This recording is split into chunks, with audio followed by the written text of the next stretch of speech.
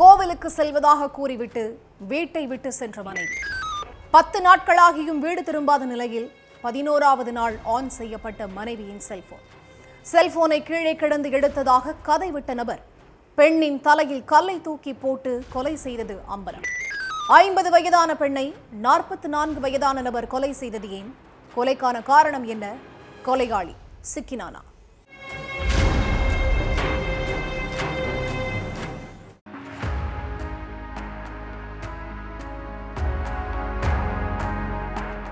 December 10ஆம் தேதி கோயிலுக்கு போறேன்னு சொல்லிட்டு வீட்டை விட்டு போன மனைவி கோட்டிய காணோம்னு பதறி போன கணவர் உறவினர்களோட சேர்ந்து பல இடங்கள்ல தேடி இருக்காரு. ஆனா மனைவிய பத்தின எந்த தகவலுமே இல்ல. அடுத்து போலீஸ் ஸ்டேஷன்ல புகார் கொடுத்த கணவன் காணவில்லைன்னு தன்னோட மனைவியோட போட்டோவை சமூக வலைத்தளங்கள்ல பதிவிட்டதோட போஸ்டர் அடிச்சும் ஒட்டி இருக்காரு. கோட்டியோட செல்போன் எண்ணும் ஸ்விட்ச் ஆஃப்னு வந்ததால அவங்கள கண்டுபிடிக்கிறதுல சிக்கல் ஏற்பட்டிருக்கு. இதுக்கு மத்தியில 11வது நாள், அதாவது டிசம்பர் 21ஆம் தேதி கோட்டியோட செல்போன் எண் ஆன்ல இருந்திருக்கு. அப்போ செல்போன் எண்ணை ட்ரேஸ் பண்ணி பார்த்தப்ப சென்னை எக்மோர் பகுதியில டவர் லொகேஷன் காட்டி இருக்கு. அந்த லொகேஷனை ஃபாலோ பண்ணி எக்மோர் வந்த போலீசார் கோட்டியோட செல்போனை கையில வச்சிருந்த மதுரவேலுங்கிற நபரை மடக்கி பிடிச்சிருக்காங்க. இந்த செல்போன் எப்படி உங்க கையில கிடைச்சதுன்னு போலீஸ் கேட்டப்ப சாலையில கிடந்ததுன்னு கதை விட்டிருக்காரு மதுரவேல். ஆனா செல்போனை ஆய்வு பண்ணப்ப அதுல கோட்டியும் மதுரவேலும் சேர்ந்து எடுத்த ஒரு சில போட்டோக்கள் இருந்திருக்கு. அதுக்கப்புறம் மதுரவேலை விசாரணை வளையத்துல கொண்டு வந்தாங்க போலீசார்.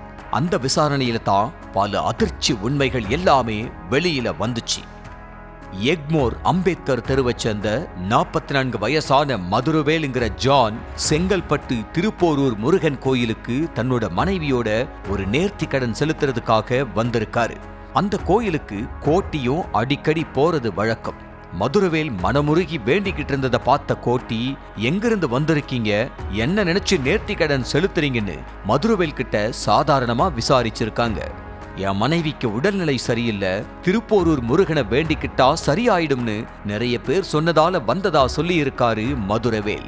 அப்போ பள்ளிவாசலுக்கும் போங்க, தனக்கு ஒரு பள்ளிவாசல் தெரியும், அங்க அடுத்த வாரம் வாங்கன்னு சொல்லி தன்னோட போன் நம்பரை கொடுத்திருக்காங்க கோட்டி. அந்த செல்போன் நம்பரை வாங்கின மதுரவேல் கோட்டிக்கு தினமும் போன் பண்ணி பேசி இருக்காரு. அப்படி பேசுறப்ப தன்னோட மகன் வேலை வெட்டி எதுவுமே இல்லாம ஊர் சுத்திக்கிட்டு இருக்கிறதாவும் அவனுக்கு ஏதாவது ஒரு வேலை பார்த்து கொடுங்கன்னு கேட்டிருக்காங்க கோட்டி. சென்னையில நல்ல வேலை பார்த்து கொடுக்கறதா சொன்ன மதுரவேல் தன்னோட இளைய மகனுக்கு நுரையீரல்ல ஒரு பிரச்சனை இருக்கிறதாவும் அதனால தினமும் ஹாஸ்பிட்டலுக்கு போயிட்டு இருக்கிறதாவும் சொல்லி சிறுக சிறுக கோட்டிக்கிட்ட இருந்து 30,000 ரூபாய் வாங்கி இருக்காரு. பள்ளிவாசல் கதையில ஆரம்பிச்சு பணம் கொடுக்கல் வாங்கல் வர போய் கடைசியில தகாத உறவலு போய் முடிஞ்சிருக்கு. இதுக்கு மத்தியில கோயிலுக்கு போயிட்டு வர்றதா கணவர்கிட்ட சொல்லிட்டு டிசம்பர் 10ஆம் தேதி வீட்டை விட்டு கிளம்பி போயிருக்காங்க கோட்டி. மரக்காணம் பக்கத்துல உள்ள புதுப்பட்டு ஆஞ்சநேயர் கோயிலுக்கு போகலாம்னு பிளான் பண்ணி செங்கல்பட்டு வந்திருக்காரு மதுரவேல். அங்கிருந்து கோட்டியும் மதுரவேலும் ஆக்டிவா பைக்ல போயிட்டு இருந்திருக்காங்க. தாங்கிட்ட இருந்த 30,000 வாங்கிட்டீங்க, வீட்டுல கேக்குறாங்கன்னு சொன்ன கோட்டி பணத்தை சீக்கிரமா ஏற்பாடு பண்ணி கொடுங்கன்னு கேட்டிருக்காங்க. இப்பெல்லாம் பணத்தை ஏற்பாடு பண்ண முடியாது, ஏதாவது சமாளிச்சுக்கோன்னு சொல்லி இருக்காரு மதுரவேல். பாதி பணத்தையாவது கொடுத்தாதான் வீட்டுல பிரச்சனை வராதுன்னு கோவமா சொல்லியிருக்காங்க கோட்டி. அப்போ டென்ஷனான மதுரவேல் கோட்டிய ஆபாச வார்த்தையால திட்டி இருக்காரு. அதனால 2 பேருக்குள்ளயுமே வாக்குவாதம் எல்லை மீறி இருக்கு. ஒரு கட்டத்துல பொறுமை இழந்த மதுரவேல் ஆலத்தூர் செல்லாளியம்மன் கோயில் பக்கத்துல பைக்கை நிறுத்திட்டு கோட்டிய அடிக்க ஆரம்பிச்சிருக்காரு. பதிலுக்கு கோட்டியும் மதுரவேலை அடிக்க பாய்ஞ்சிருக்காங்க. அப்போ கோட்டிய கீழே தள்ளிவிட்ட மதுரவேல் பக்கத்துல கிடந்த பெரிய கல்லை தூக்கி கோட்டியோட தலையில போட்டிருக்காரு. அதுல தலை சிதஞ்சு உயிரிழந்துட்டாங்க கோட்டி. அடுத்து சடலத்தை ஜெயலலிதாவுக்கு சொந்தமான சிறுதாவூர் பங்களா பக்கத்துல உள்ள ஒரு காலி இடத்துல தூக்கி போட்டுட்டு எக்மோர் போயிட்டாரு மதுரவேல்.